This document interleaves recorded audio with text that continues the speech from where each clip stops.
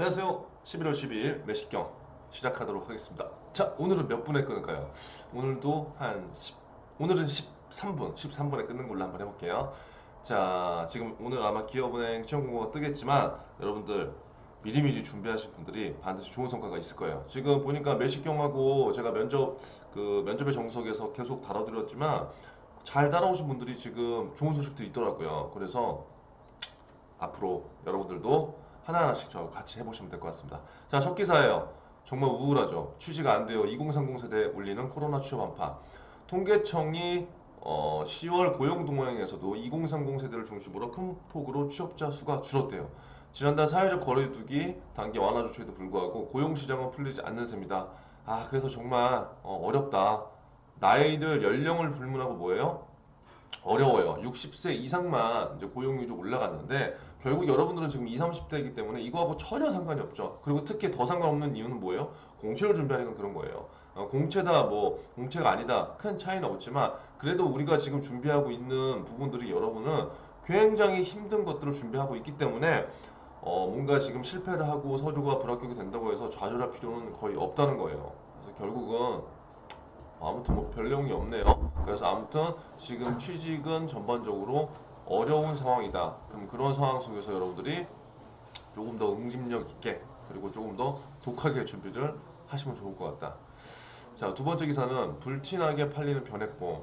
하루살이 계약이 판친다. 이거 무슨 말이죠?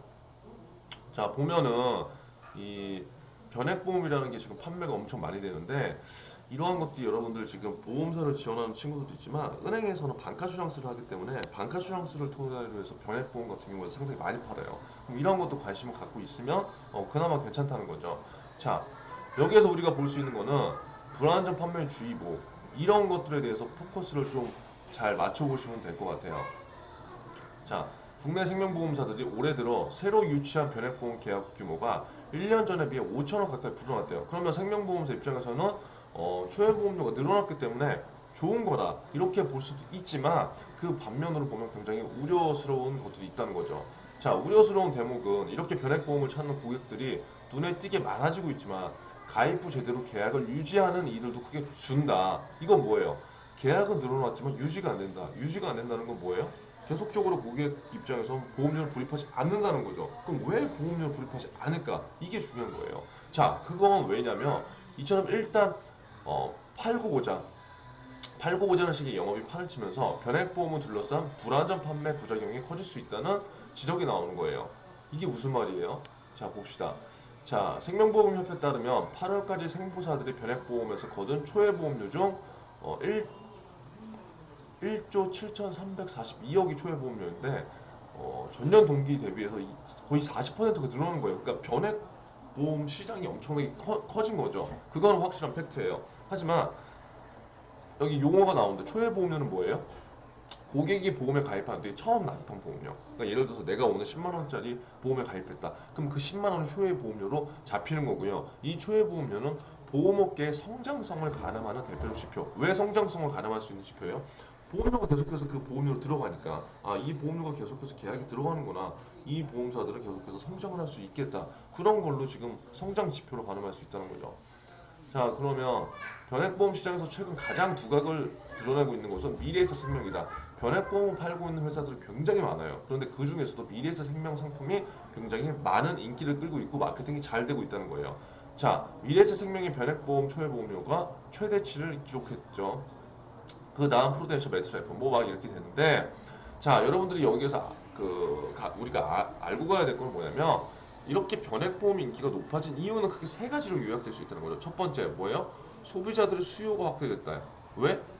올해 초 코로나 때문에 주식시장이 변동성이 계속 커졌다는 거를 제가 말씀드렸잖아요. 그렇기 때문에 이 변동성이 큰 시장에서는 직접 투자를 하는 분도 계시지만 약간 리스크를 회피하고자 간접 투자를 하는 분도 계실 거란 말이죠. 그럼 그러한 측면에서 변액보험을 활용하는 고객들이 많아졌다. 첫 번째. 두 번째. 그래서 이러한 것 때문에 변액보험에 대해서 관심이 커졌고 변액보험은 보험업계에서 증시 영향을 가장 많은 상품으로 꼽힌다. 왜? 변액보험이라는 것 자체가 여러분 뭐 별다른 게 아니에요. 어떻게 보면 펀드라고 생각하면 돼요. 왜? 하지만 이건 제가 말씀드려야 되는데 여러분 일반 펀드하고 변액보험의 다른 점은요. 어, 단기적인 약간의 단기적인 목적이냐 아니면 약간의 장기성을 갖고 있느냐 그거에 따라서 여러분들 쉽게 구분을 하시는 게 좋아요. 왜? 어차피 돈을 투자를 하는 것들은 뭐예요? 펀드에 넣어서 운영한다는 것은 공통적이란 말이에요. 그리고 그 손익에 따라서 받을 수 있는 결과물들이 펀드는 그냥 이자로 나가는 거고 변액보험은 변액보험을 보험 상업 회사에서 만들었기 때문에 보험 상품에 따라서 보험금이 내가 받을 수 있는 보험금이 달라진다는 거예요. 그러니까 그것을 좀 이해를 해주면 될 것 같아요. 변액보험이라고 해서 무조건 보험이다. 무조건 보험이지만 대부분 보험사에서도 그렇고 지금은 은행에서 판매하는 것도 그렇고 보험으로 판매하는 케이스는 굉장히 드물어요. 자, 그래서 아울러 이런 투자 상품에 대한 판매 수요가 늘어난 은행들의 여건도 변액보험에 힘을 싣는 또 다른 요인이 되고 있다. 제가 말씀드렸죠. 이 변액보험 이슈가 그냥 단순하게 그 보험회사 지원한 친구들만 활용하는 게 아니에요. 은행은 반카슈앙스를 토대로 해서 보험사에서 수익을 또 창출하기 때문에 은행원분들도 이런 변액보험에 대해서 굉장히 관심을 갖고 있는 거죠. 하지만 지난해부터 잇따른 대규모 펀드 손실 사태로 인해서 은행들은 관련 상품의 판매에서 그 어느 때보다 강한 규제를 받고 있다.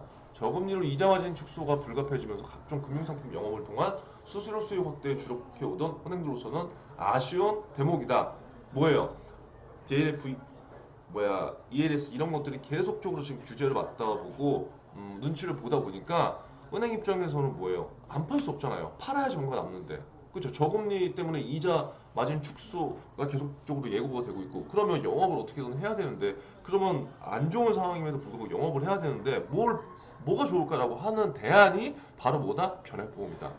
예, 그렇게 이해하시면 될 것 같아요. 자, 그래서 제가 한 얘기 그대로 나오죠. 반카슈랑스는 뭐예요? 은행에서 보험을 파는데 변액보험 초회 보험료가 이만큼이나 늘었다는 거예요. 생보사들 입장에서도 변액보험은 점점 매력이 커지고 있는 상품이다. 왜냐? 그러니까 보험사한테도 그 변액보험이 좋다는 거예요. 그 배경에는 IFRS 17이 있기 때문이에요.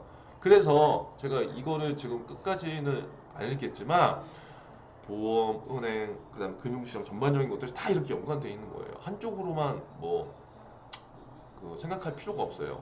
이 IFRS 17은 제가 지난번에 한번 설명해 드렸는데 한번 찾아보시고요. 결국은 뭐다? 어, 지금 이 변액보험이라는 상품이 시장에서 조금 인기를 끌고 있다. 왜 인기를 끌고 있냐? 시장의 방향성 자체가 그 은행 측면에서도 뭔가 판매해야 되고 수수료를 내야 되는데 많은 상품들을 투자 상품들을 제한하다 보니까 그 대안으로 변액보험이 나왔다. 그러면 은행에서 이러한 것들을 생각해냈을 때 뭐예요? 이게 마케팅을 우리가 해야 되겠네? 라고 한다면 조금 더 많은 PB들, 많은 은행 직원분들이 고객한테 권할 수 있는 거죠. 권하게 되면 당연히 수요가 상대적으로 다른 것보다 늘 수밖에 없는 거예요. 그런데 이러한 것들이 지금 하루살이 계약들이 많이 일어나다 보니까 정상적으로 판매를 하기보다 지금 목적이 약간 주격 정도 된 그러한 느낌이 있다. 아무튼 그렇게까지 우리가 이해를 하고 넘어가면 될 것 같고요. 제가 오늘 13번에 끝난다고 했죠. 자, 진격의 토스 보험 은행에 이어 증권까지 확장한다. 토스 증권이 이르면 연내 출범한대요. 새 증권사가 국내 새 증권사가 생기는 건 12년 만이다.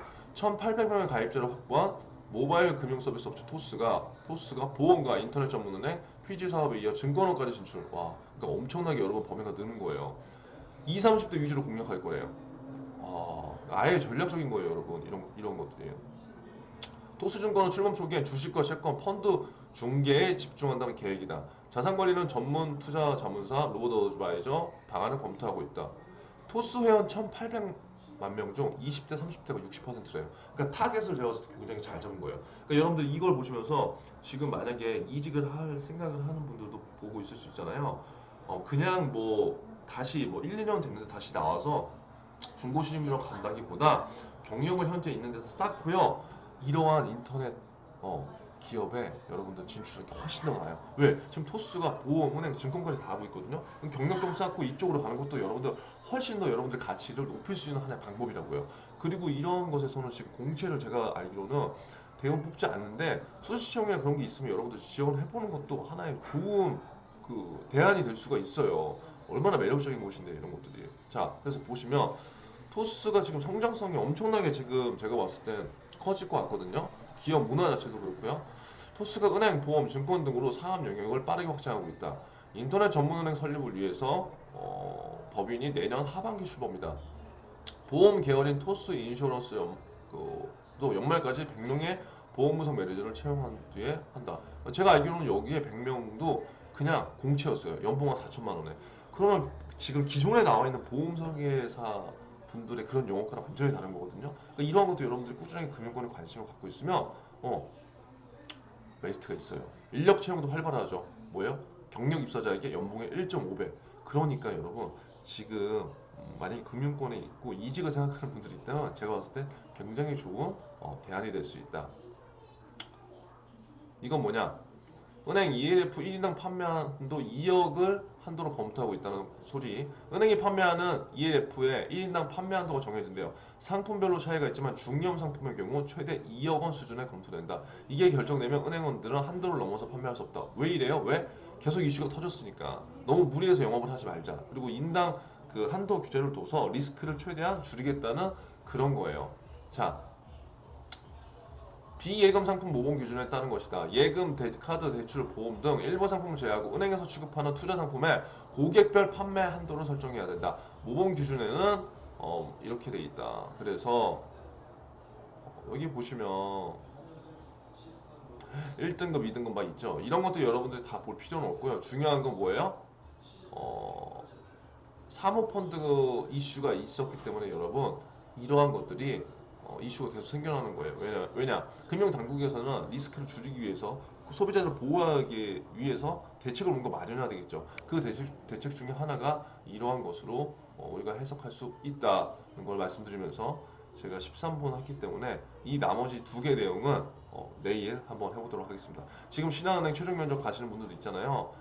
제가 신한은행 최종 금융 이슈에서 면접 대비해서 했던 영상 다시 한번 보세요. 그리고 꼭 거기에서 뭔가 무기들을 발견하셨으면 좋겠습니다. 아무튼 오늘 하루도 화이팅 하십시오.